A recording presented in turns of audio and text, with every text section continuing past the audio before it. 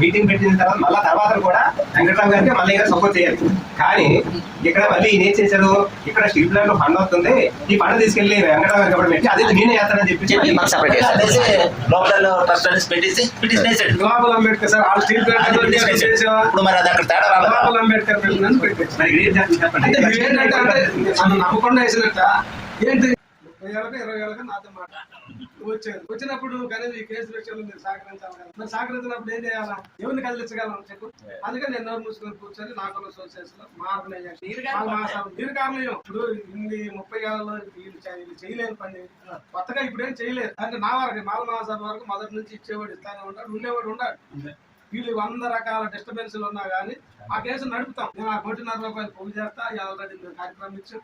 వీళ్ళు జనాలు ఉండు, ఇష్టమైన వాళ్ళు ఉండు, మా మీద నమ్మకం ఉన్నవాడు ఇస్తానే ఉన్నారు, ఇస్తారు కూడా. అది వీళ్ళందరికంటే ముందే మేము పోగు చేసి కేసు ఎప్పుడు వచ్చినా మనం చచ్చిపోయినా కేసు వచ్చే నాటికి అప్పుడు ఉండేవాడికి డబ్బులు ఉండేటట్టు నేను చేస్తా. అది ఎప్పటికి వస్తుందో తెలియదు కదా. కేసు ఇమీడియట్ గా విచారణ చేయొచ్చు, వాటిని అలవ్ చేసి వదిలేయచ్చు. ఎందుకంటే హర్యానా ఎలక్షన్లు, ఢిల్లీ ఎలక్షన్లు ఉన్నాయి. అక్కడ ఇది వ్యతిరేకించే వాళ్ళు ఎక్కువ ఉన్నారు కాబట్టి ఇప్పుడు అలవ్ చేసేసి ఎలక్షన్లు గడుపుకొని రేపు వచ్చే ఎలక్షన్ నాటి జడ్జిమెంట్ ఇప్పించచ్చు. బీహార్ ఎలక్షన్లకి, పంజాబ్ ఎలక్షన్లకి, అసెంబ్లీ ఎలక్షన్, మహారాష్ట్ర ఎలక్షన్లు మహారాష్ట్రకి జరుగుతుంది. అందులో బీహార్ ఆ టైంకి పాజిటివ్ గా రెస్పాండ్ అయితే అక్కడ ఉన్న జాతరలు, చెంబర్లు, మాంగులు బీజేపీ అంటే ఉంటారు. అందుకే ఆ ఎంపీలు అందరూ వెళ్ళిపోయి ఆడి మీద పడి ప్రైమ్ మినిస్టర్ మీద గొడవ చేస్తే క్రీమీ లేయర్ అప్లై కాదు, చేయమా ఒప్పుకోం మేము అన్నాం. మరి ఒప్పుకోనాడు అంతవరకు రద్దు చేస్తాడు, ఆడు చేయలేడు కదా.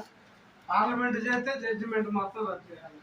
సుప్రీంకోర్టు చేస్తే ఎట్లా చేసింది, ప్రైమ్ మినిస్టర్ చెప్పాడని చేయదు.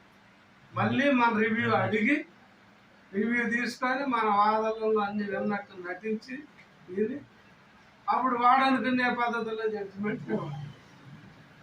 అందుకని ఇది పెద్ద సమస్య. ఇది మన వాళ్ళకి అర్థం కావట్లేదు.